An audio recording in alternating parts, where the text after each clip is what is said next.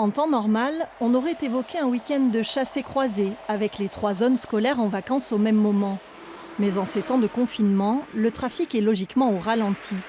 Surtout quand le préfet autorise les gendarmes à dévier l'autoroute A9 vers la rocade de Montpellier.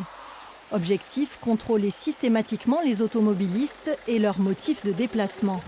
Bonjour, vous contenez les attestations de circulation, vous les mettez tous sur le pare-brise avec une pièce d'identité chacun, concernant chaque passager et le conducteur.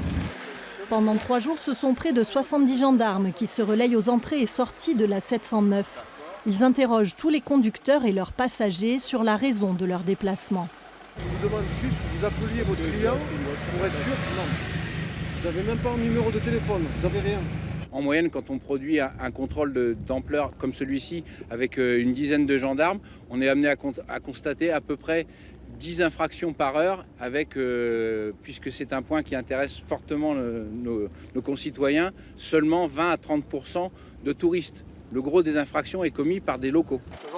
Les automobilistes sont plutôt compréhensifs. C'est bien, ça permet de savoir si les gens vont plus loin pour en vacances ou s'il y a vraiment une bonne raison de prendre l'autoroute. Et c'est bien. Parce qu'il faut faire attention et qu'en étant dans la santé, on sait que c'est compliqué ce qui se passe et qu'il faut un bon travail. Depuis le début du confinement, les gendarmes ont opéré en moyenne 200 contrôles par jour dans l'Hérault, 2000 dans toute l'Occitanie.